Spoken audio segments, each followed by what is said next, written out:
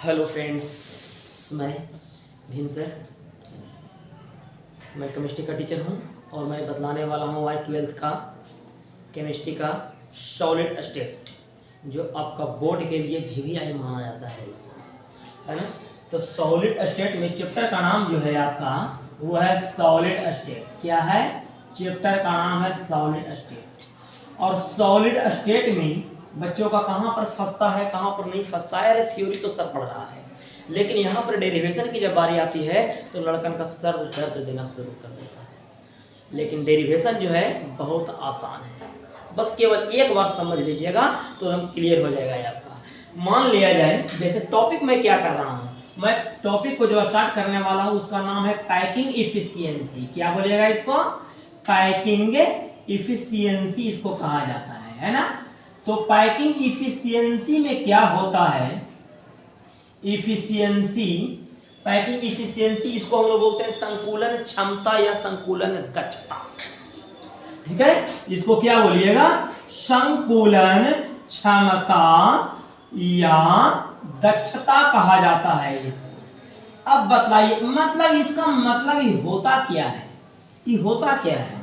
तो बस सीधी सी बात है, एक जगह कोई जगह है ना, और एक जगह पर एक व्यक्ति, दो व्यक्ति, इस तरह से आदमी बैठा हुआ है। मान लिया जाए कि आदमी बैठा हुआ, माना कि ठीक है, एक व्यक्ति जितना जगह ले रहा है, एक व्यक्ति जितना जगह ले रहा है वही पैकिंग इफिशियंसी कहलाता है, संकुलन दक्षता कहलाता है।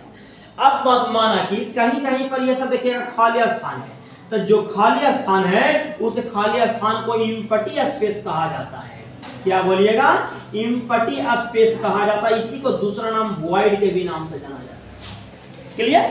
अब समझिएगा कि मैं ये संकुलन क्षमता या दक्षता जो है एक फॉर्मूला ये होता है, समझे कि नहीं? कहता है गोले का आयतन बटा घन का आयतन परसेंटेज के लिए गुना में लगा दिया जाता है 100। लेकिन याद रहे पैकिंग इफिशियंसी कहां पर निकलता है और इसको कैसे निकाला जाता है वो खाली समझिएगा, यहीं पर से हम लोग को समस्या आ जाता है, समझे कि नहीं? तो याद रखिएगा संकुलन क्षमता या दक्षता जो है सॉलिड स्टेट के लिए ही निकाला जाता है। और सॉलिड स्टेट जो है वो कई प्रकारों से उसको डिवाइड किया गया है। जैसे मान के चलते हैं पहले सिंपल क्यूबिक लैटिस में, है ना, सिंपल क्यूबिक लैटिस में, है ना, सिंपल क्यूबिक लैटिस में हम लोगों को निकालना है ना। SCC इसको बोलते हैं। क्या बोलते हैं इसको? SCC। अब याद रखिएगा SCC में हम सबसे पहले निकालेंगे क्या?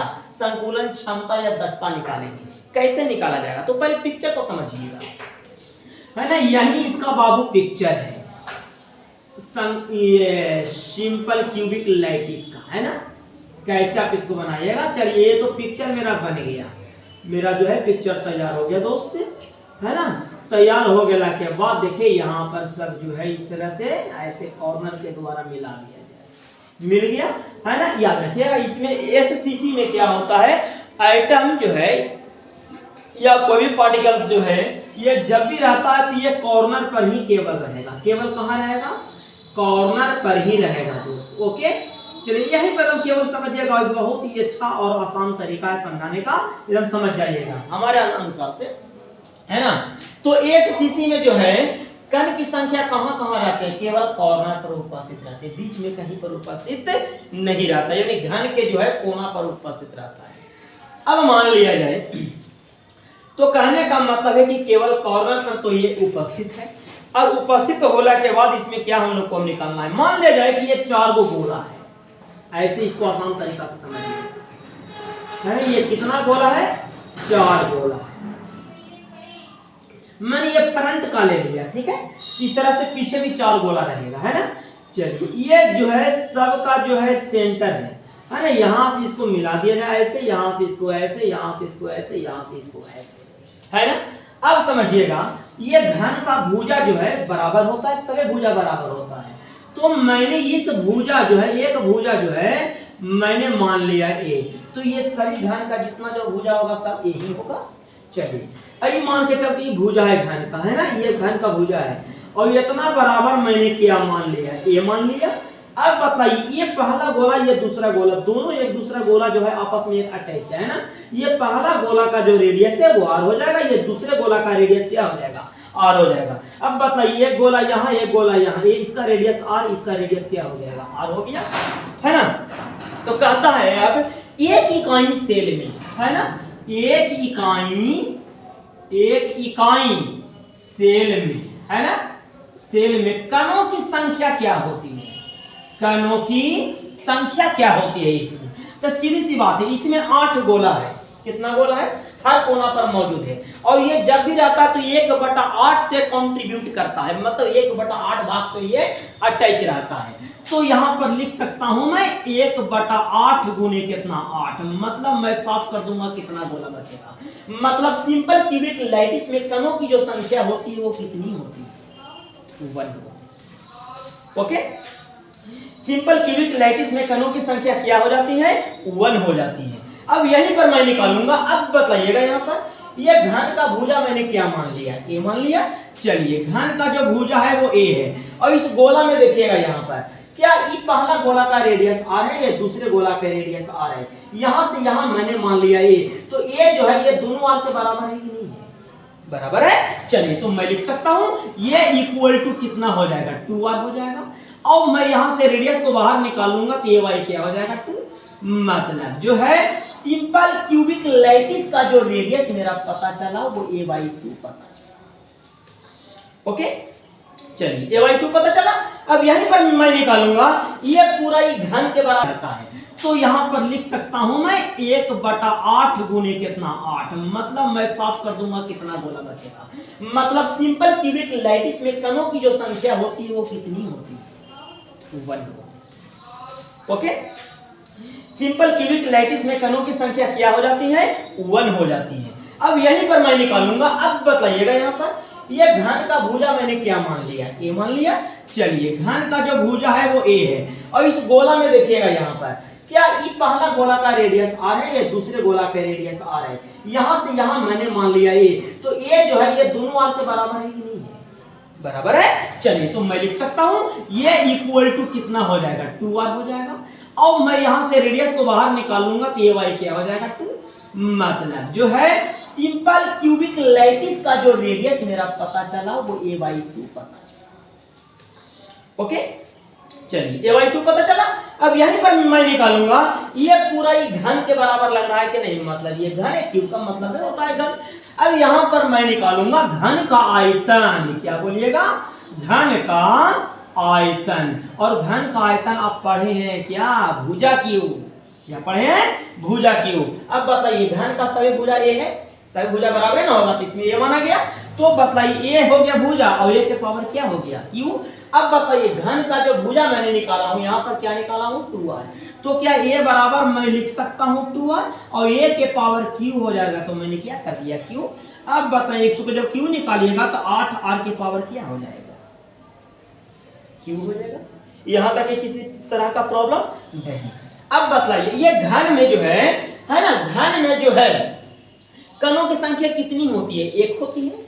अब कणों की संख्या 1 होती है, तो यहीं पर निकालिएगा अब गोले का क्या आयतन, क्या निकालिएगा, देखिए ये सब गोला है, ये सब क्या है, सब गोला है, समझे कि नहीं। और एक सिंपल क्यूबिक लैटिस में कणों की संख्या केवल 1 होती है, और एक कण जो होता है वो गोले के समान होता है, किसके समान होता है, गोले के समान। तो मैं यहां पर लिख सकता हूं गोले का आयतन, क्या मैं लिख सकता हूं, गोले का, है ना, गोले का आयतन मैं लिख सकता हूं। और गोले का आयतन आप पढ़े हैं क्या, 4/3 पाई r क्यूब पढ़े, ये छठे सतमा से आकर के पढ़ रहे हैं आप लोग, ठीक है।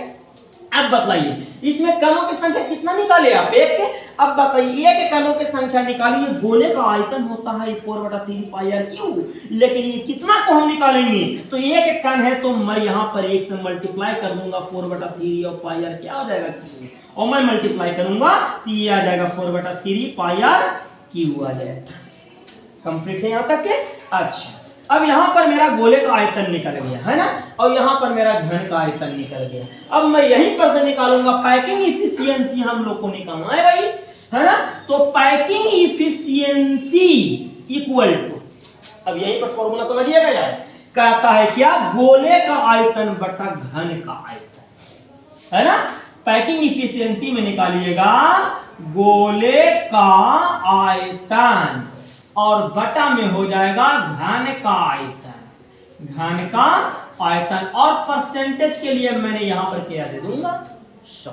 अब बताइएगा गोले का आयतन आप यहां पर कितना निकाले हैं, प्रति गोले का निकाले हैं ना, एक गोले का, तो हमको एक गोले जितना गोला रहेगा है ना, एसीसी में है एक गोला होता है, एक कण होता है उपस्थित है ना, बीसीसी में 2 हो गया, एफसीसी में 4 हो गया, तो जितना आएगा मैं उतना से मैं मल्टीप्लाई कर दूंगा, क्योंकि एसीसी में स्टडी कर रहा हूं इसलिए मैं 1 से मल्टीप्लाई करूंगा इसको। ओके चलिए अब क्या कहता है गोले का आयतन आप यहाँ पर कितना निकालें, तो ऊपर में रखिएगा 4/3 पाई आर क्या हो जाएगा क्यू है ना, बटा में घन का आयतन यहाँ पर देखिएगा क्या निकाले हैं यहाँ पे 8r के पावर क्यू हो जाएगा।